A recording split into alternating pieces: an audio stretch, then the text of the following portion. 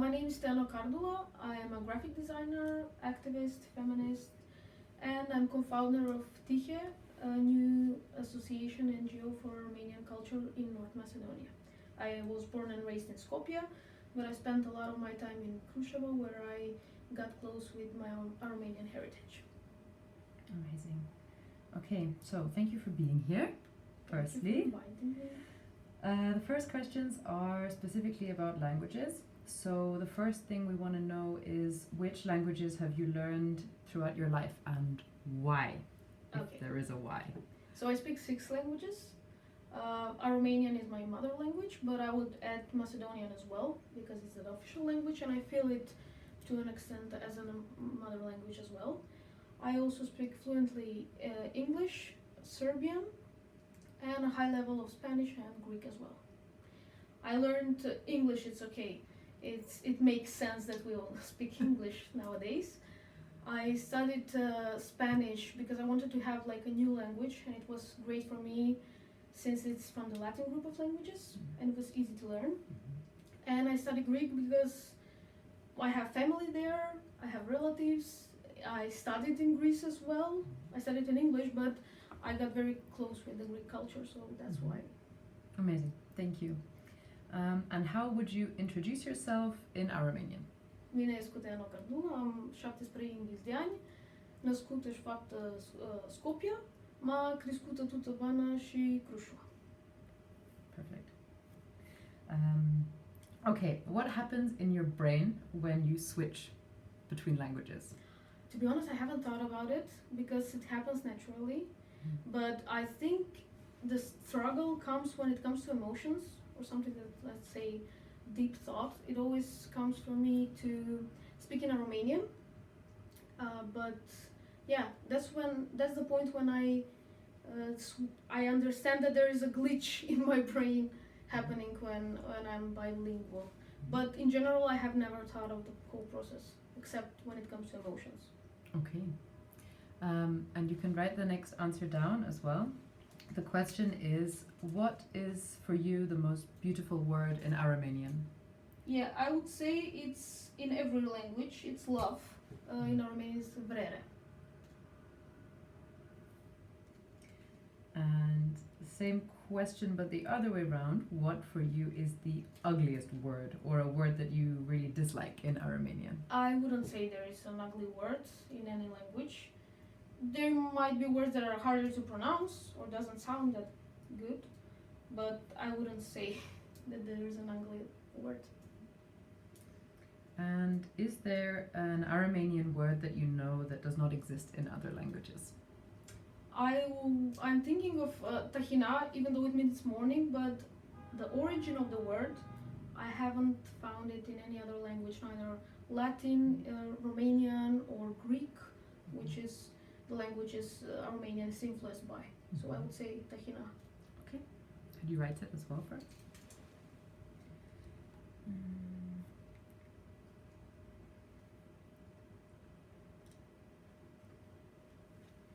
Sorry, these are all the writing questions. Okay. You have to do double the work. Oh, The next question is, do you know a tongue twister or a riddle in Aromanian? To be honest, I can't remember. I don't know if I ever heard a tongue twister in Romanian. No, not really. All right. Do you remember a song, a poem, or a story that either your grandparents or older community members told you about, or? Oh, of course, I have several of them. Yeah, a lullaby, there were some good songs that we had as kids. There's one lullaby, should I say it or not? Oh, yeah. So the lullaby goes, Nani nani tu nanușe, ino în somnul de la ușă, tas nu ai feta de gușă, tas u dus un tren de filu, tas idei până cu hiro. That's beautiful. And can you translate it roughly? Yeah, it's sorry. Can you? Okay. Don't worry. We'll cut it. Yeah. Let me just translate it roughly in my mind. Dream, please come at our door and take my girl or my boy with you, so she can give her bread and wine so she can sleep well. That's like rough. Oh, it's so Yeah. nourishing. It's the Yeah, it's a rough translation, but that's the point. Okay, I love it. Thank you. Do you have something in mind that you think is particularly difficult about learning Aromanian? Yes, because it's not a language that is developing, so it's in the same state as it was like 100 years ago. We do not have new vocabulary, so I think that's the issue. We cannot match the new time, the new world. Okay. And do you have a favorite saying in Aromanian? Yes, I would say the one gura dară, gura sparge. The literal translation would be the mouth builds, the mouth destroys. So actually words can be, you know, a double sword. Either you can create things, but you can destroy it very easily with just with one word. Okay, so the next questions are more about you as a person. So the first question is, where are you from? And what was it like to grow up in your community? Like, how would you describe that experience? I was born and raised in Skopje, but I spent most of my summer and winter breaks in Kruševo, where my grandparents are from. So I would talk more about Kruševo because that's my childhood memory. It was amazing. It's a very safe space for kids. We were hanging out a lot. It was very fun to be there, especially growing up with grandparents. I think that's the most beautiful relationship that I have in my life. And the closest member of my family are my grandparents. So it's really like the whole nostalgia and memory of my childhood. It's amazing. It was very safe, very good to grow up there. Okay. And do you have a favorite place where Aromanian is spoken? Kruševo, of course. And you were going to say that. Yeah, it's my association with Aromanian heritage in North Macedonia because I come from Kruševo, so that's my favorite place because you can still hear it on the streets, even though by the elder population, but you can still hear how it sounds. And do you have a favorite Aromanian food, meal, or recipe? Oh, of course, pita. Pita is our essential. So pita with leek pita, and the sweet version is with pumpkin pie. It's actually a pie. Pita is pie, yeah. So leek pie and pumpkin pie. Amazing. And could you write down for us like how the name in Aromanian? Yeah, so it's pita cu praș.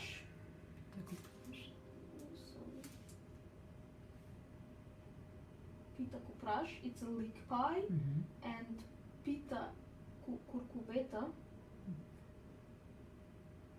it's a pumpkin pie, the sweet one. And it's funny that we have a song actually dedicated to pita cu curcubeta, the pumpkin pie. A whole song for a pie. That's how important it is in our lives. It deserves a whole song. Yeah. I get it. And can you tell us a little bit about your job, your work? Yeah, I'm a graphic designer. I studied graphic design. I did both my bachelor and master's at University of Sunderland in Greece. And I usually work commercial stuff as well, but my passion are social activism and visual activism. So I do a lot of stuff collaborating with amazing NGOs that work here. I would mention Stella Network, which is a feminist platform, and we have a great collaboration with them. We work really on gender equality, gender-based online violence as well. So really my passion is working design that can make a change. Okay. And what would you say is the meaning of success for you? When you do something that you like, that you actually enjoy doing it, that's what success is for me. Anything else, it's like second thought. Like, okay, money is important, of course. Yes, but really the pleasure of doing the stuff that you're working on, that's a successful career, if you like what you're doing. And do you have a special career moment or a highlight of your work so far? Yeah, I would mention my first exhibition that I did last year. It was with Stella Network, and we did an exhibition of 16 illustrations about digital gender-based violence. It was such a nice experience working on the illustration. So many things to learn, Mm-hmm. new things for me as well. And also this exhibition, because this is the first time that I do something in my own language, in my own culture, in Romania. So it's really a highlight. Amazing. We're very happy as well. If you could go back in time, is there anything you would change? Nothing, completely nothing. I like all my ups and downs in life. I think it's very important to have both of them and appreciate it both and see what you can get more from each of the situation. No regrets. No regrets, absolutely no regrets. Too right. Okay. In terms of community, what would you say that the role your community, artistic community, and the Aromanian community, how has that played a role in your life? I would first start with the Aromanian influence. I mean, I have to mention my grandma Nora Ghiru.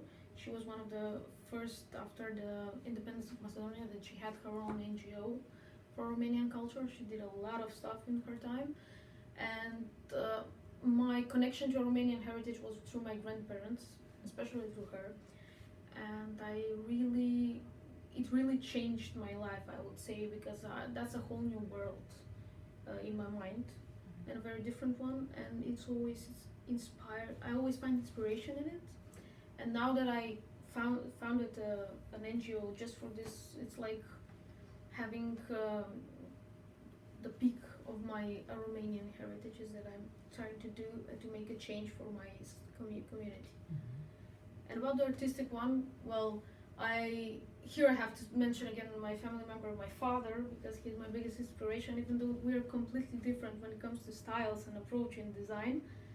But still, he's a graphic designer, visual artist, and an illustrator, and his knowledge was always an inspiration for me. I always found like a super safe space to create and ask new things about design, about life, discussing life, and I think I learned how to use activism and art together from him. Mm-hmm. How would you describe the difference between your styles of art, yours and your father's? He's a painter and he draws. I have no idea how to draw things. Yes, so my approach is more conceptual. I like Mm-hmm. creating concepts and meaning behind it. Mm-hmm.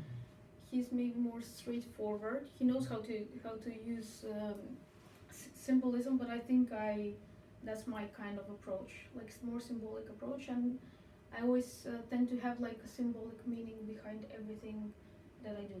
Mm-hmm. So yeah, and he's a painter. He has an amazing style. Great. Mm-hmm. Have you ever done an exhibition together? No, really not. Because I don't think we will match.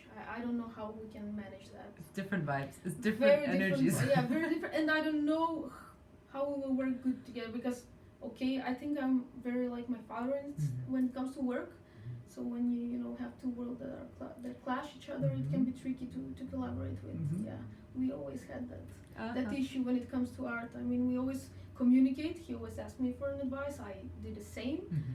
But we always had some kind of energy that is, clashing with each other because we have, Okay. in this sense, I think we're the same when it comes to work. Mm-hmm. Yeah. Okay. So Okay. the next section of questions are more about like art-based and creativity.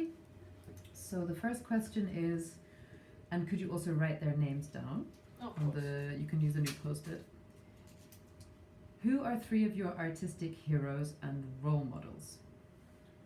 So I already talked about one of my role models, which is my father, Teano Kardula. And the other two would be, I would say, Frida Kahlo, of course. I think I'm in love with her personality and her art. It's a true inspiration. It's also my father's favorite. That's how I got to know Frida from a very young age, like from the age of 3 or 4. I was surrounded with art. I grew up with art, even though I'm not good at painting and drawing. But I would say, yeah, Frida has changed my life, I believe. So I would say that because I grew reading her books, watching her, study her life. And another one, I would have to say Salvador Dali. I like his his surrealist approach to everything he does. Like he's Mhm. genius. Even though I do not agree with his political views, which is the opposite with Frida. I go along with everything she did. Yeah, but with Salvatore Dali, I love the madness that he had in his creations. Yeah. Amazing. Okay, and can you remember a certain moment where you really fell in love with art? Since the day I was born, to be honest, Mhm. because my whole house is surrounded with paintings that my father did, and some of them are replicas of very famous paintings. So I grew up with art. It was everything in our house, and still it is. Mm-hmm. So I would say as a baby. Okay. And you already talked about your exhibition with Stella. Would you say that was your proudest achievement so far, artistically? Yes, because that's the first time I did something solo that is not connected only with commercial projects, because this is something that combined activism, and I'm very proud of the exhibition that we had. It was very well accepted by the public. We had great reactions, very positive energy at the event. So yeah, I would say that's my proudest moment till now. Amazing. Okay.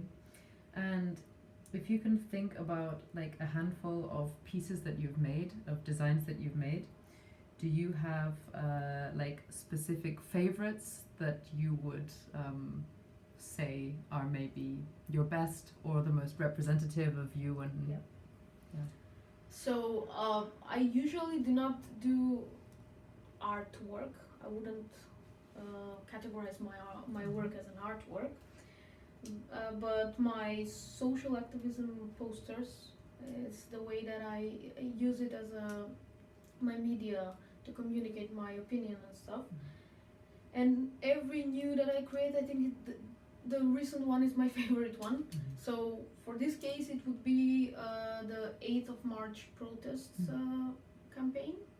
We did it together with several feminist NGOs here. So that's my recent one, and I think I'm really proud of the concept that we created together with the girls. Amazing. And could you explain to me a little bit your creative process, if you have one?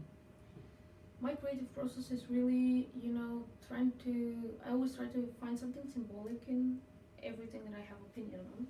For any situation, I don't know, a protest or some political decision that is made in the country or in the world.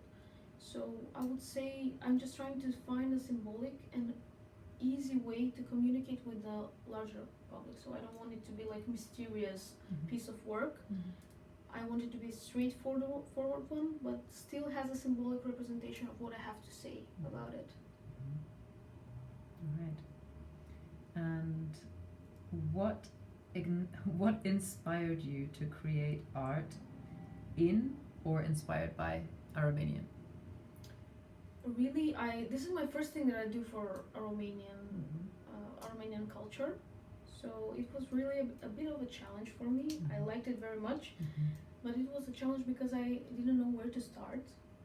It's something new for me.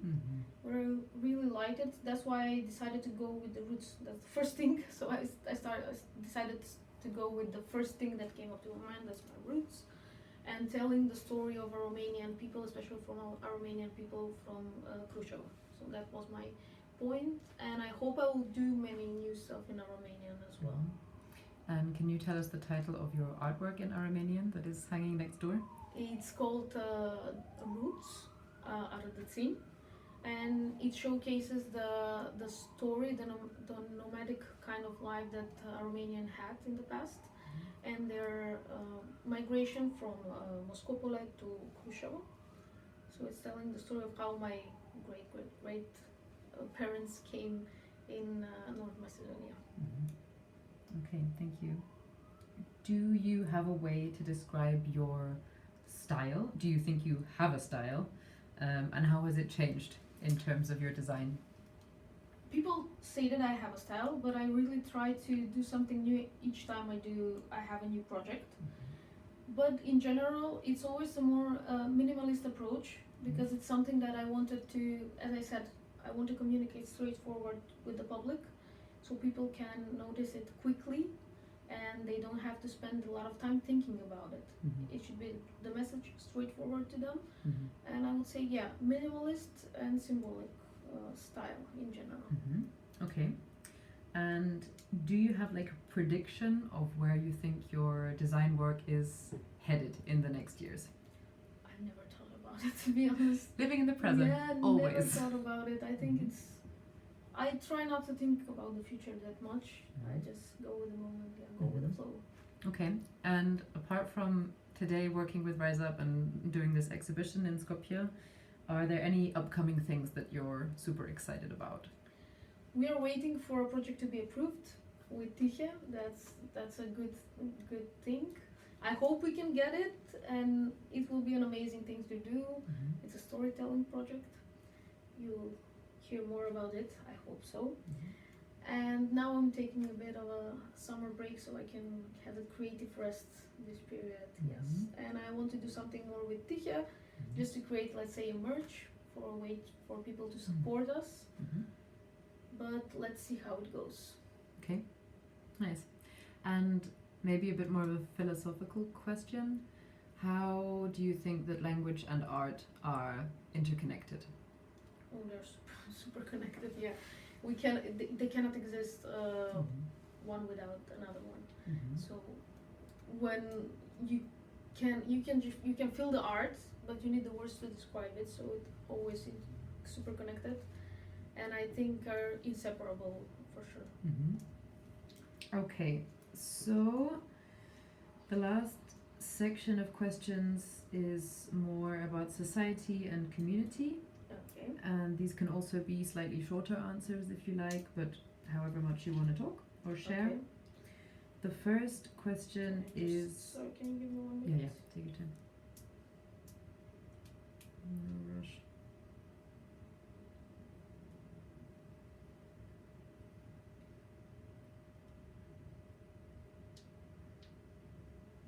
Yeah, this is the right. I'm thinking of the word.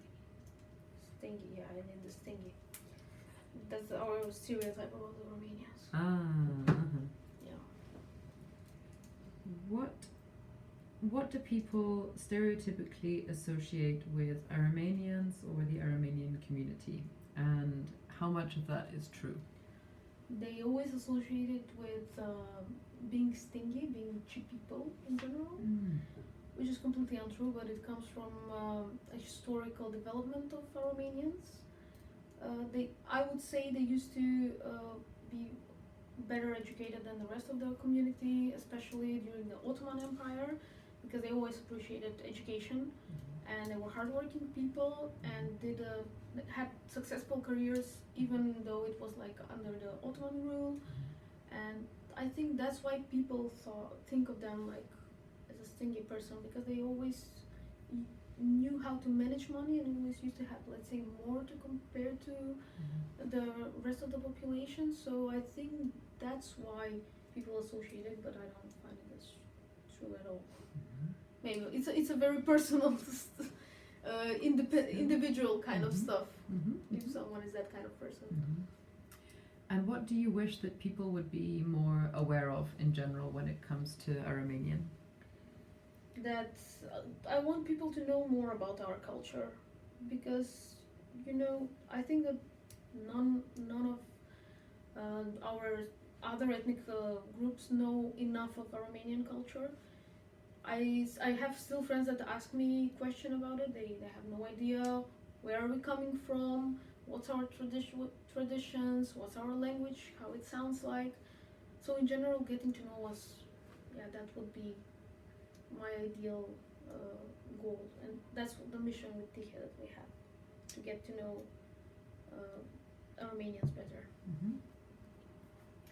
And is there something specific that is happening right now, like in the Aromanian art scene or in your community in general, that you would love for people to know about?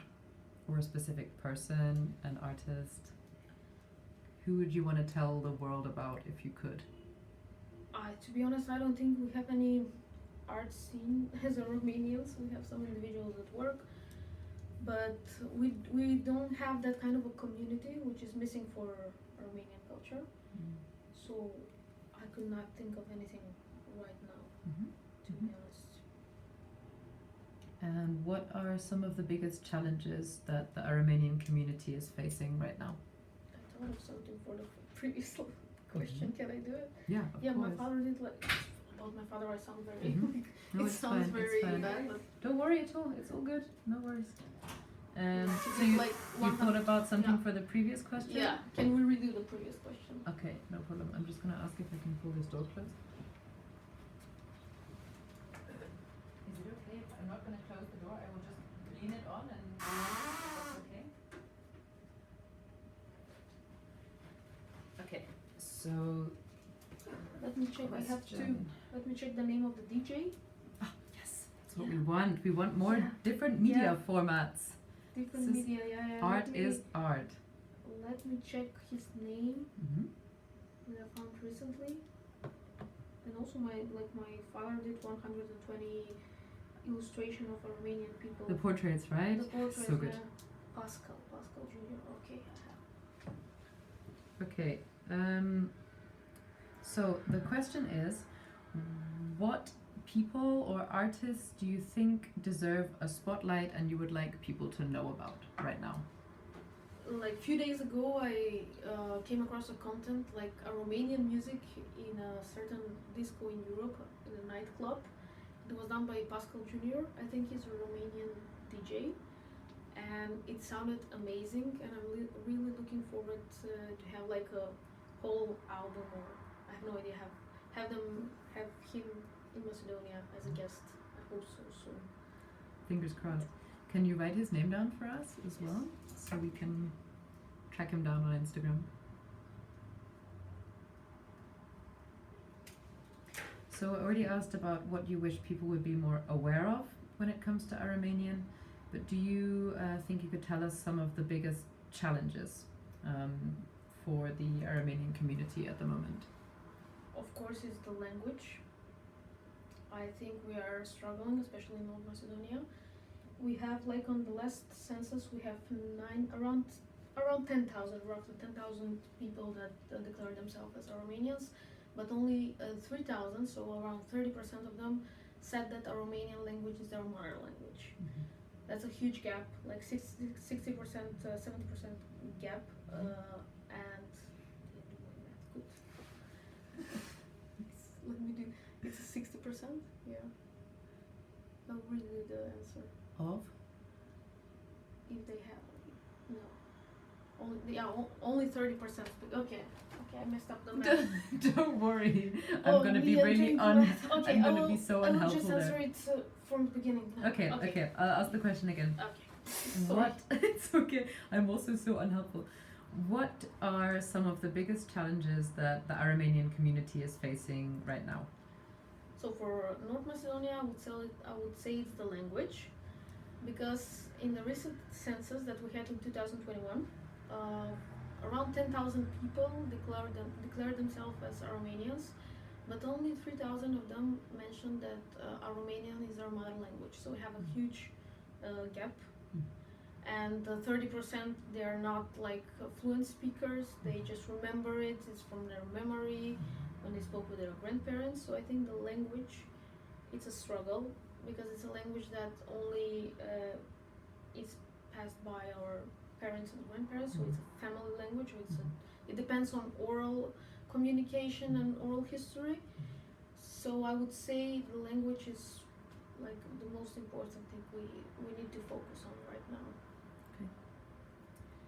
Do you have advice for people interested in becoming artists or activists in their community? It's like when you work with your ancestry and your roots, it's like discovering a whole new world, whole new perspective of who you are, how the world works. So I think just go for it and enjoy the process. Sometimes it can be even painful, because you see the struggles that your ancestors used to have, or the struggle they're facing now as a community. So I think just go for it and enjoy the whole process. It's a blessing. Amazing. And do you have, okay, we're talking a bit about like future visions, but this question is specifically about what would be your ideal vision for the Aromanian community in 20 years' time? Like, what is your utopian vision? Oh, my utopian vision is to see a kindergarten in Aromanian, to see young kids speaking Aromanian. Mhm. So if we have the kids, we have the future. I would say that. Mm-hmm. So we need to focus on the language, really. Mhm. That would be ideal. Mm-hmm. What would be your ideal vision for the Aromanian community in 20 years? My ideal vision would be to have kindergarten and schools in Aromanian. I think if we get the kids to learn the language, we are having the future safe. Yes. And one last question, which is to the people watching this video, what is one last sentence that you would like to say to the people viewing in Aromanian? Mas nu sunt toți, mas nu au toți libertate, vărul nu este liber. And to translate that for us? That translation is, we are not, if each of us is, sorry. There is a saying in English as well for this. Nobody is free until all of us are free. Yeah, nobody's free. Yeah, that one. Yes. Yeah, that one. Yeah, We got nobody's it. free until we're all free. Absolutely. All right. Thank you so much, Teano, for Thank you. joining us and taking the time. Thank you for having me. Of course.